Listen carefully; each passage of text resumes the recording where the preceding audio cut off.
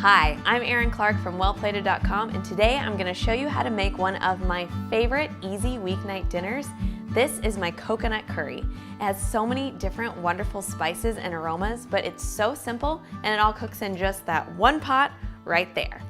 We're going to start out by chopping up an onion. You can just cut it into thin slices. There's no need to do a really fine dice here. Next, to make sure that this curry has great flavor, I'm going to dice up a knob of fresh ginger.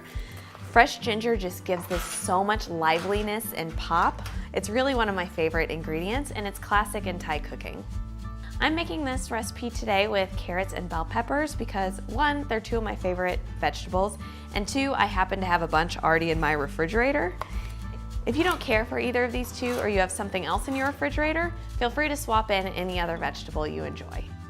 And now red bell peppers. These are some of my absolute favorites. I really love them in curry too because they are a little bit sweet and it's a really nice contrast with the heat that you get from the curry paste. My last item that I need to chop is just some fresh cilantro. I'm going to chop it up now and then I'll use it to garnish the dish at the end. And now we are ready to start the cooking. I begin with some coconut oil. You can use extra virgin olive oil if you like. I like the flavor of the coconut oil, and this is coconut curry. So it's just one more place that I'm sneaking it in. You want to let the oil get nice and hot before you add the other ingredients. Now that the coconut oil is melted, I'm going to add the onion. I love that sizzle. You want to cook the onion for 2 to 3 minutes until it begins to soften. So now I'm gonna add the garlic and ginger. You don't wanna add the garlic and ginger right away with the onion because sometimes it can cause it to burn and you definitely don't want that off flavor in your curry. As soon as you can really start to smell that garlic and ginger, you are good. It only takes a few seconds to activate the flavors. Next, we are going to add what is the star ingredient in this coconut curry, and that is red curry paste. I like to do 2 generous tablespoons. If you like a ton of heat, you can always add a little bit more. And then, for even more of a kick, I'm gonna toss in a pinch of red pepper flakes. Now I'm gonna stir this just a little bit before I add anything else. And what that does is it toasts the spices in the curry and it really deepens and enriches their flavors. It's a small thing that you can do that makes a big difference in the outcome of your cooking.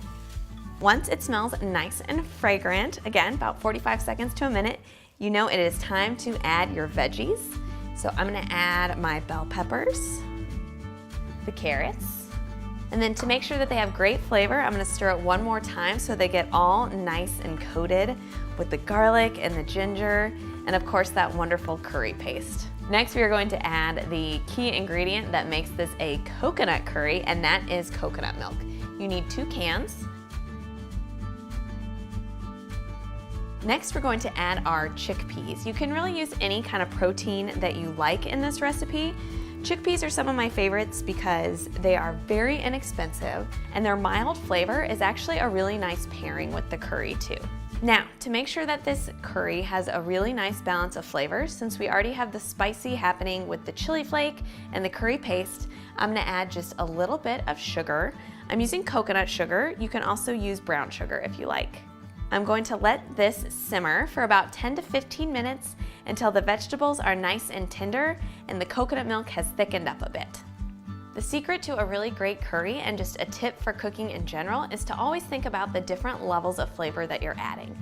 So right now we have the sweet and the spicy with the coconut sugar and that curry paste, and now I want to add a little bit of saltiness and some acid to round it out. Our saltiness is going to come from soy sauce, and then a little bit of rice vinegar to balance it out and give it that edge that we need. And at this point you can taste the curry and see if you want it to be a little spicier, a little sweeter, and make any adjustments that you like. And now one more veggie. I'm gonna add in some peas. I got these right out of the freezer. You don't even need to let them thaw. I like to serve my curry over a bed of brown rice, but you can use quinoa, any other grain that you enjoy. Last but not least, a little fresh cilantro just to bring the dish to life. And there you have it, a bright and healthy meal that's ready in just 30 minutes. All the action happened right in that one pot, and there is so much flavor in here. You're going to love every single bite. Thanks so much for watching, and I look forward to seeing you next time.